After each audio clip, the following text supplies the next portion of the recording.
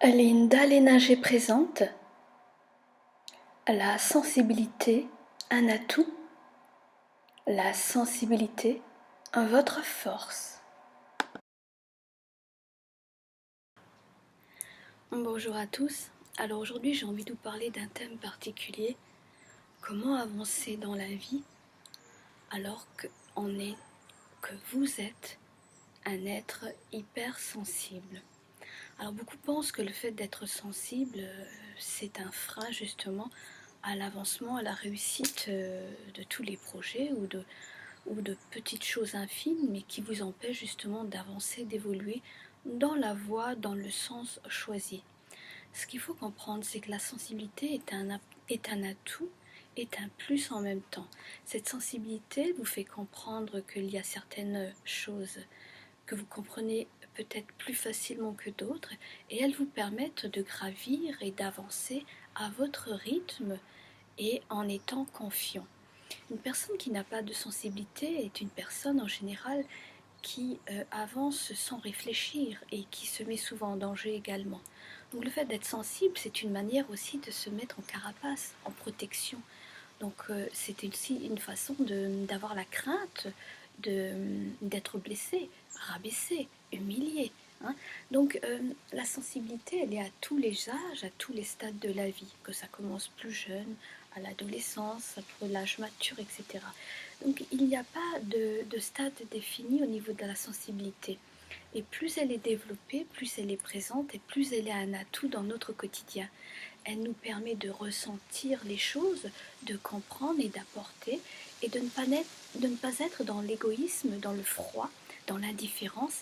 Et la sensibilité est un atout incroyable, est une force en même temps.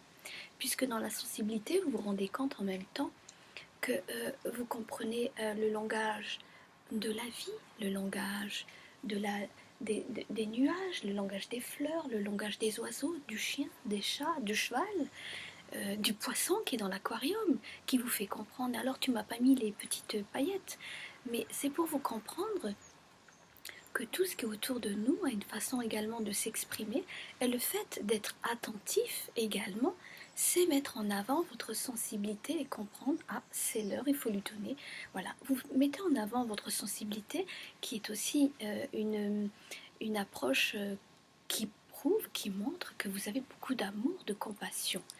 Dans la sensibilité, j'ai également envie de vous dire que quand elle est hyper sensible, quand vous êtes hyper sensible, c'est aussi parfois que vous avez besoin d'avoir des vitamines et des minéraux. Pour les gens qui ont tendance à pleurer pour un rien, trop facilement. Alors il y a sensibilité et il y a sensibilité. La sensibilité de nature et la sensibilité due à parfois à des médicaments, une hypermédication, une fragilité, une sensibilité qui fait que parfois vous êtes carencé. Alors en général, oui, il y a des vitamines, des minéraux essentiels pour gérer la sensibilité. Et ça se gère souvent donc avec du magnésium ou de la vitamine B12. Mais encore, du cuivre argent, en oligosol. Mais encore, ça c'est en fonction de chaque cas différent qu'il faut prendre en compte. Donc dans la sensibilité, il y a des atouts, oui, lorsque la sensibilité n'est pas liée à une maladie ou à quelque chose ou à une prise d'un médicament qui a parfois des interactions qui vous créent un état de mal-être, un état suicidaire comme il en existe. Donc il est important de comprendre à quel stade est votre sensibilité, qu'elle n'est pas une faille non plus.